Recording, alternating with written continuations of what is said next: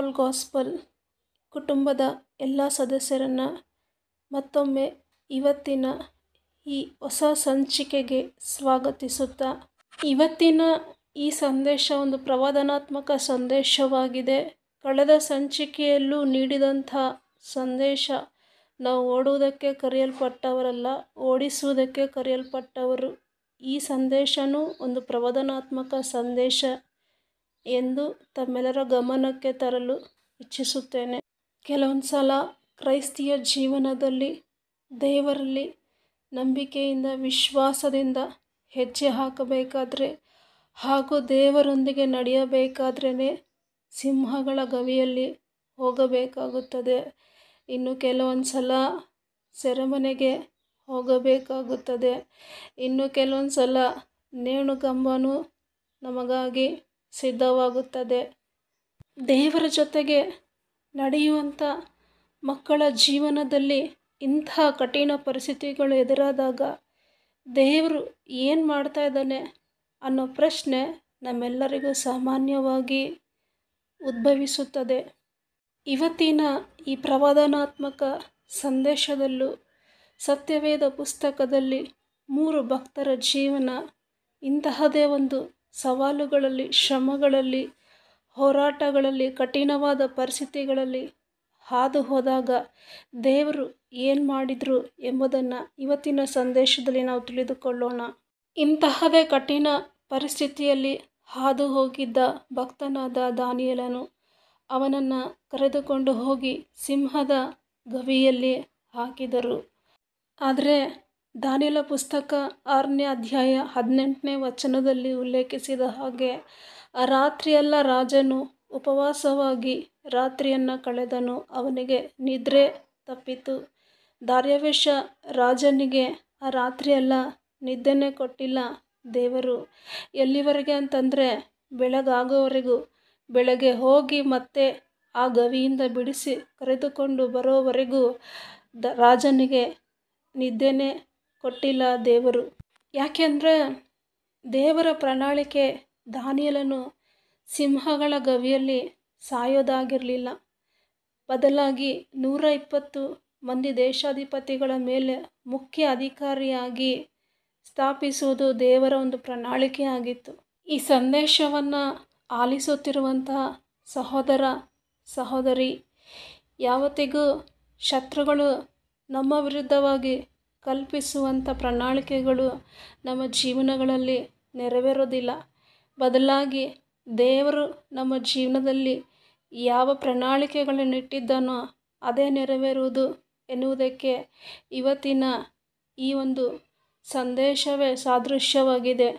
ಭಕ್ತನಾದಂತಹ ಯೋಸೇಫನ ಜೀವನದಲ್ಲೂ ಇಂತಹದೇ ಒಂದು ಕಠಿಣ ಪರಿಸ್ಥಿತಿಯಲ್ಲಿ ಹಾದು ಹೋಗಬೇಕಾಯಿತು. ತಾನು ಮಾಡದ ತಪ್ಪಿಗೆ ಸೆರೆಮನೆಗೆ ಸೇರಬೇಕಾಯಿತು. ಆದರೆ ದೇವರು ರಾಜನಾದಂಥ ಫರೋನಿಗೆ ಕನಸಿನ ಮೂಲಕ ಎಚ್ಚರಿಸಿ, ಅದೇ ಕನಸಿನ ಮೂಲಕ ಸೆರೆಯಲ್ಲಿದ್ದಂಥ ಯೋಸೇಫನನ್ನು ಅರಮನೆಗೆ ಕರೆತಂದರು. ಯಾಕೆಂದರೆ ದೇವರ ಪ್ರಣಾಳಿಕೆ ಯೋಸೇಫನು ಸೆರೆಮನೆಯಲ್ಲಿ ಇರೋದಲ್ಲ, ಅರಮನೆಯಲ್ಲಿ ಪ್ರಧಾನ ಮಂತ್ರಿಯಾಗಿ ಆಳ್ವಿಕೆ ಮಾಡೋದು ದೇವರ ಪ್ರಣಾಳಿಕೆ ಆಗಿತ್ತು. ಅದರಂತೆ ಯೋಸೇಫನ ಜೀವನದಲ್ಲೂ ಕೊನೆಗೂ ದೇವರ ಪ್ರಣಾಳಿಕೆಯೇ ನೆರವೇರಿತು. ಭಕ್ತನಾದಂತಹ ಮೊರ್ದೆಕೈ ಜೀವನದಲ್ಲೂ ಇಂತಹದೇ ಒಂದು ಕಠಿಣ ಪರಿಸ್ಥಿತಿಯಲ್ಲಿ ಆತನು ಹಾದು ಹೋಗಬೇಕಾಗಿತ್ತು. ದೇವರ ಪ್ರಣಾಳಿಕೆಯಲ್ಲಿ ಮುಂದೆ ಸಾಗುತ್ತಿದ್ದಂತಹ ಮೊರ್ದೆಕೈ ಜೀವನದಲ್ಲಿ ಅದೊಂದು ದಿನ ನೇಣುಗಂಬ ಒಂದು ಆತನಿಗಾಗಿ ಸಿದ್ಧವಾಗಿತ್ತು.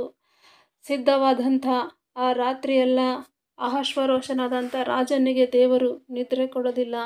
ಬದಲಾಗಿ ಮೊರ್ದೆಕೈ ಮಾಡಿದ ಒಳ್ಳೆ ಕೆಲಸವನ್ನು ಸ್ಮರಿಸುವಂತೆ, ರಾಜನ ದಿನಚರಿಯನ್ನು ಓದುವಂತೆ ಮಾಡಿದರು ದೇವರು. ಹಾಗೂ ಆ ದಿನಚರಿಯ ಮೂಲಕ ಮೊರ್ದೆಕೈಯನ್ನು ಆ ನೇಣುಗಂಬದಿಂದ ತಪ್ಪಿಸಿ ಆಡಳಿತದ ಉನ್ನತ ಸ್ಥಾನಕ್ಕೆ ಏರಿಸಿದರು ದೇವರು. ಈ ಸಂದೇಶವನ್ನು ಆಲಿಸುತ್ತಿರುವಂತಹ ಸಹೋದರ ಸಹೋದರಿ, ಭಕ್ತರ ಜೀವನದಲ್ಲಿ ಕಠಿಣ ಪರಿಸ್ಥಿತಿಗಳು ಎದುರಾದಾಗ ಅವರ ಕೈ ಬಿಡದೆ ಅವರನ್ನು ಕಾಪಾಡಿದಂಥ ದೇವರು, ಅವರ ಶ್ರಮಗಳಲ್ಲಿ ಹೋರಾಟಗಳಲ್ಲಿ, ಅವರ ಕಠಿಣವಾದ ಪರಿಸ್ಥಿತಿಗಳಲ್ಲಿ ಮಧ್ಯಸ್ಥಿಕೆ ವಹಿಸಿದಂತಹ ದೇವರು ಇವತ್ತಿಗೂ ಜೀವಂತವಾಗಿದ್ದಾನೆ. ನಿನ್ನ ಪರಿಸ್ಥಿತಿಗಳಲ್ಲೂ ಸಹ ದೇವರು ಇವತ್ತು ಮಧ್ಯಸ್ಥಿಕೆಯನ್ನು ವಹಿಸ್ತಾ ಇದ್ದಾನೆ. ನಮ್ಮ ಪರವಾಗಿ ದೇವರು ಯಾರನ್ನು ಎಬ್ಬಿಸುತ್ತಾ ಇದ್ದಾನೆ. ನಮ್ಮ ಪರವಾಗಿ ನಮ್ಮನ್ನು ಉನ್ನತ ಸ್ಥಾನಗಳಿಗೆ ಹೆಚ್ಚಿಸಲು ಯಾರನ್ನು ದೇವರು ಎಚ್ಚರಿಸುತ್ತಿದ್ದಾರೆ. ಸಹೋದರ, ಸಹೋದರಿ, ನೀನಿವತ್ತು ಯಾವ ಪರಿಸ್ಥಿತಿಯಲ್ಲಿ ಹಾದು ಹೋಗ್ತಾ ಇದೆಯೋ ನನಗೆ ಗೊತ್ತಿಲ್ಲ.